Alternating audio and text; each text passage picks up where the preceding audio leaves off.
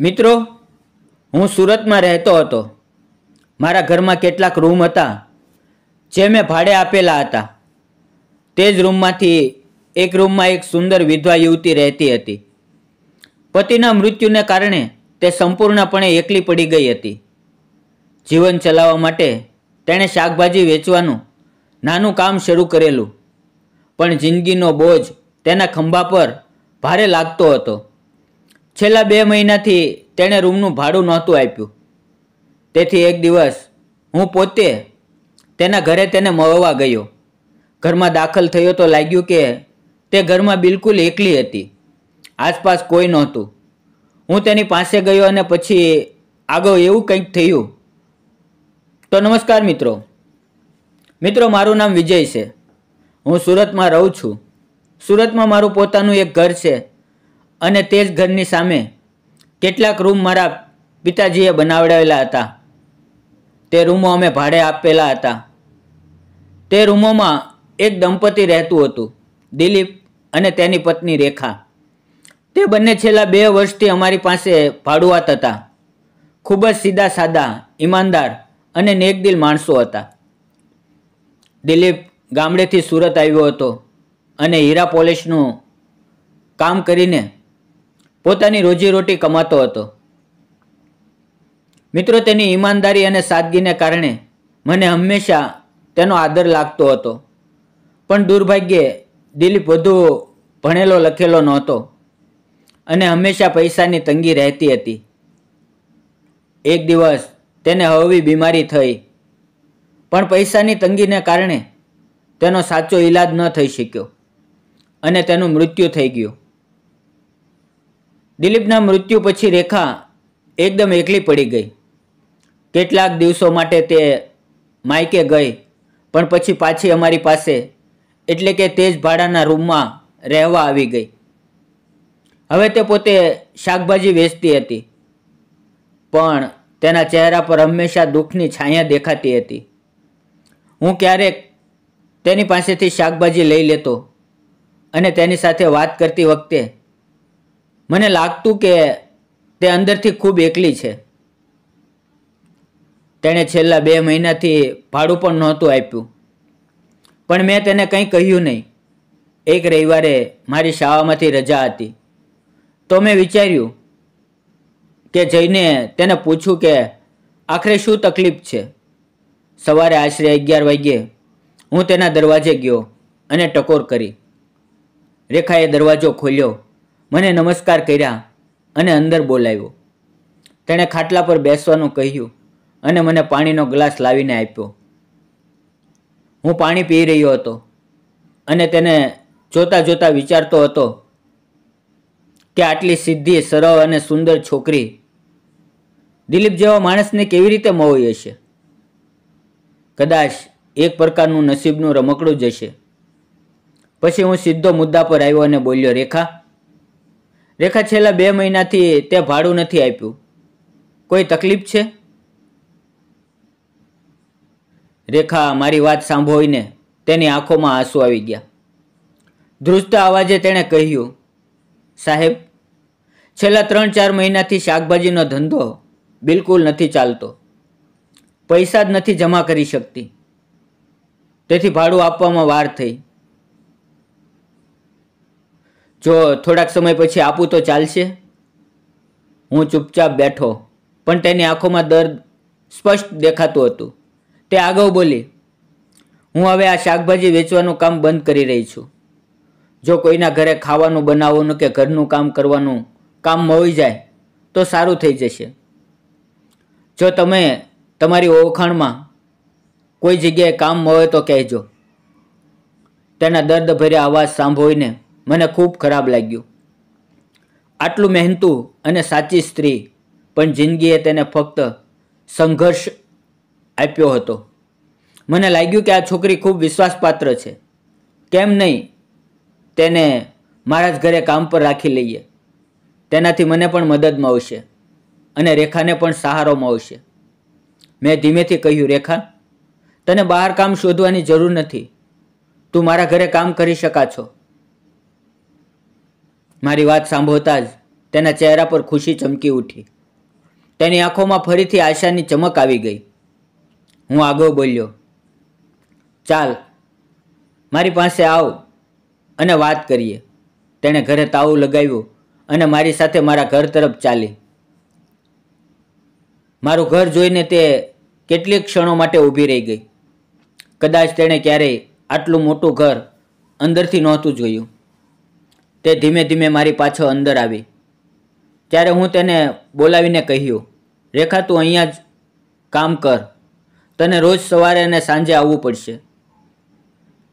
ખાવાનું બનાવવું અને ઘરની સફાઈ કરવી પડશે. આટલું કરીશ તો પૂરતું છે. રેખાએ માથું હલાવીને કહ્યું, હા. તેના ચહેરા પર રાહત દેખાઈ રહી હતી અને આંખોમાં પાણી ભરાઈ આવ્યું હતું. તે મારી તરફ મુસ્કરાતી હોય તેમ બોલી, સાહેબ, તમે મારા પર આટલી કૃપા કરી તેના માટે હું તમારી આખી જિંદગી આભારી રહીશ. હું હસ્યો અને તે ધીમે ધીમે પાછી પોતાના રૂમ તરફ ચાલી ગઈ. હવે બીજા દિવસથી રેખા મારા ઘરે કામ કરવા લાગી. તે સવારે વહેલી આવતી, ઘર સાફ કરતી, પછી મારી સાથે ખાવાનું બનાવતી, બપોરે ઘરની આગળ બગીચામાં પાણી આપતી, છોડવાઓની સંભાળ રાખતી. આમ કામ કરતાં કરતાં ઘરમાં એક અલગ જ રોનક આવવા લાગી. પણ તેના ચહેરા પર હંમેશા એક દર્દની છાયા રહેતી. મન હજી પણ દિલીપની યાદોમાં ખોવાયેલું હતું.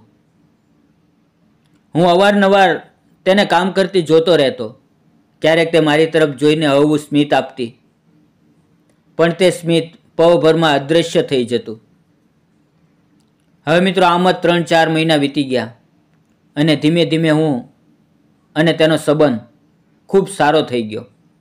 હું તેને પોતાની જેવી માનવા લાગ્યો, પણ હું તેની આંખોમાં છુપાયેલું દર્દ દરરોજ અનુભવતો. તે દર્દ મારા મનને અસ્થિર કરવા લાગ્યું. એક દિવસ હું મારા રૂમમાં એકલો બેઠો હતો. ત્યારે રેખા મારા માટે ચા લઈને આવી. મેં તેની તરફ જોઈને કહ્યું, રેખા, થોડી વાર બેસ. મને તારી સાથે કંઈક વાત કરવી છે. તે થોડી અચકાઈ, પણ પછી મારી સામે બેસી ગઈ. હું તેની આંખોમાં જોઈને બોલ્યો, રેખા, હું ઘણા દિવસથી જોઈ રહ્યો છું, તું ક્યારેય હસતી નથી. હંમેશા ચહેરા પર દુઃખ રહે છે. આવું કેમ? મારી વાત સાંભળીને તે ચૂપ રહી, પણ તેની આંખોમાંથી આંસુ વહેવા લાગ્યા. હું ફરી નરમ અવાજે બોલ્યો, રેખા, મને ખબર છે તારા પતિના જવાથી તું ખૂબ એકલી પડી ગઈ છે, પણ જે વીતી ગયું તે પાછું નહીં આવે. તું આટલી જવાન છે, તારે ફરીથી જીવવું શીખવું જોઈએ. પોતાના માટે કંઈક કરવું જોઈએ. જિંદગીની એક નવી શરૂઆત આપવી જોઈએ. રેખા આંખોમાં આંસુ ભરીને બોલી, સાહેબ, મારા પતિ મને ખૂબ પ્રેમ કરતા હતા. તે મારા માટે બધું જ હતા. હવે તે નથી તો હું ખુશ કેવી રીતે રહું? મારી હાલત પહેલેથી જ ખૂબ ખરાબ છે. મારા મા બાપ નથી. મારા મામાજીએ મારા લગ્ન કરાવ્યા હતા. હવે મારો સહારો આપનાર કોઈ નથી. અને જો ફરી હું પણ લગ્ન કરવા માંગુ તો લોકો દહેજ માંગે છે. ખબર નથી કોણ મારી સાથે લગ્ન કરશે કે નહીં. તેની વાત સાંભળીને મારું મન પીગળી ગયું. તેના આંસુ મારા હૃદયને વીંધી રહ્યા હતા. હું ચૂપ રહ્યો. તે પણ કંઈ બોલી નહીં. અચાનક તે ઊભી થઈ અને જવા લાગી. તે ક્ષણે મારા મનમાં થયું કે તેનો નાજુક હાથ પકડીને તેને રોકું, તેની આંખો લૂછું, તેને દિલાસો આપું. પણ મેં પોતાના મનને રોકી લીધું અને તેને ન રોકી. દિવસો આમ જ વીતતા ગયા. તેના દુઃખે મારા મનની અંદર અસ્થિર કરવા લાગ્યું. મને લાગતું હતું કે જો કોઈ વિધવાને સહારો આપવામાં આવે, તેનો હાથ થામી લેવામાં આવે તો કદાચ તેનું દુઃખ થોડું ઓછું થઈ જાય. એક દિવસ હું ઘરે એકલો હતો. બપોરના આશરે 3 વાગ્યા હતા. તે રસોઈમાં કામ કરી રહી હતી. કેટલીક વાર પછી રેખાએ ચા બનાવી અને રૂમમાં લાવી. મારા મનમાં ઘણી બધી વાતો હતી. જે કહેવા માંગતો હતો, પણ મારા શબ્દો ગવામાં અટકી રહ્યા હતા. હું મારા રૂમમાં બેઠો તેને જોઈ રહ્યો હતો. તે આજે ખૂબ જ સુંદર લાગી રહી હતી. તેના ચહેરા પર માસુમિયત હતી અને તેની ચાલવામાં એક અજીબ મોહકતા હતી. તેણે મારા માટે ચા મૂકી, પણ મારું ધ્યાન ચા પર નહોતું, તેના પર હતું. તે પાછળ વળીને બહાર જવા લાગી ત્યારે અચાનક મારા મનમાં તેને રોકી અને મેં તેનો નાજુક હાથ હવેથી પકડી લીધો. અમારી આંખો એકબીજા સાથે મળી અને એવું લાગ્યું કે સમય થંભી ગયો. તેની આંખોમાં દર્દ, એકલતા અને સાથે સાથે એક અનકહી અપનત પણ દેખાઈ રહી હતી. તે ક્ષણે મને અહેસાસ થયો કે આજે મને તેના પર સાચો પ્રેમ થઈ ગયો છે. મારા જીવનમાં પહેલીવાર મને સાચી લાગણીઓનો અનુભવ થયો. રેખા થોડી ગભરાઈ ગઈ. તે ઊભી થઈને જવા લાગી, પણ મેં ફરી તેનો હાથ પકડ્યો અને પ્રેમથી કહ્યું, રેખા, રોકાઈ જા. મારે તારી સાથે કંઈક વાત કરવી છે. તે ચૂપચાપ મારી સામે બેસી ગઈ, પણ તેની આંખોમાં આંસુ ભરેલા હતા. મેં તેની આંખોમાં જોઈને પોતાના હૃદયની બધી વાતો કહી દીધી. રેખા, મને તું ખૂબ પસંદ છે. જ્યારથી તું આ ઘરમાં આવી છે, મારા જીવનમાં નવો અર્થ આવ્યો છે. જે ખાલીપણું હતું, જે એકલતા હતી, તે તેને ભરી દીધી છે. મને તારાથી સાચો પ્રેમ છે. હું તને જિંદગીભર પોતાની સાથે ઈચ્છું છું. શું તું મારી સાથે લગ્ન કરીશ? મારી વાત સાંભળીને તેની આંખોમાંથી આંસુ વહેવા લાગ્યા. તે ધ્રુજતી અવાજે બોલી, સાહેબ, તમે શિક્ષક છો અને હું તો ગરીબ છું. મારું પોતાનું ઘર પણ નથી. તમે મારી સાથે લગ્ન કરીને શું મેળવશો? તેની વાત સાંભળીને મેં તેનો હાથ કસીને પકડી લીધો અને પ્રેમથી બોલ્યો, રેખા, રેખા, પ્રેમમાં ક્યારેય અમીરી ગરીબી નથી હોતી. પ્રેમમાં કોઈ ભેદભાવ નથી હોતા. મને તારાથી દિલથી પ્રેમ છે. હું તારી સાથે સરળ સાદી જિંદગી જીવવા માંગુ છું. મને ફક્ત તું જ જોઈએ. મારી વાતોએ તેનું હૃદય પીગળાવી દીધું. તેણે આંખો બંધ કરી અને મને કસીને વળગાડી લીધો. તે આલિંગનમાં સુરક્ષા હતી, સુકૂન હતું, જાણે તેને જિંદગીનો નવો સહારો મળી ગયો હોય. કેટલીક વાર સુધી અમે એકબીજાને વળગીને રડતા રહ્યા, એકબીજાના આંસુ લૂછતા રહ્યા.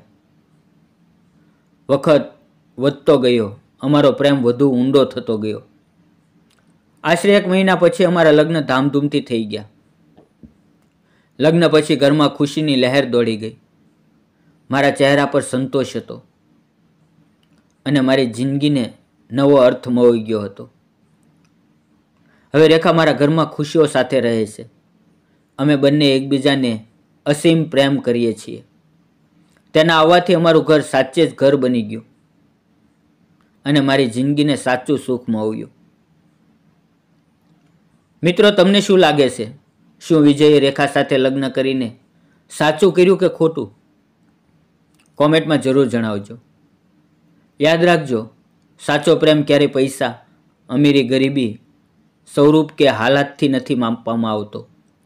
સાચો પ્રેમ માણસના હૃદયમાં, તેની સચ્ચાઈમાં, તેની અપનતમાં છુપાયેલો હોય છે. જિંદગીમાં દુઃખ આવે તો પણ જો કોઈ તમને મનથી સમજે, સહારો આપે, તો તે જ સંબંધ સાચો હોય છે. તેથી જો તમને જિંદગીમાં ક્યારેય સાચો પ્રેમ મળે તો તેની કદર કરજો. કારણ કે પૈસા ખતમ થઈ શકે છે, પણ માનવતા અને પ્રેમ હંમેશા રહે છે. જો વાર્તા સારી લાગી હોય તો શેર કરજો અને ચેનલને સબસ્ક્રાઈબ કરવાનું ન ભૂલશો. બેલ આઇકન દબાવજો જેથી નવી વાર્તા મિસ ન થાય. મિત્રો, આ વાર્તા કાલ્પનિક છે. કોઈ વ્યક્તિ, જાતિ, ધર્મ સાથે સંબંધ નથી. ફક્ત મનોરંજન અને પ્રેરણા માટે બનાવવામાં આવી હતી.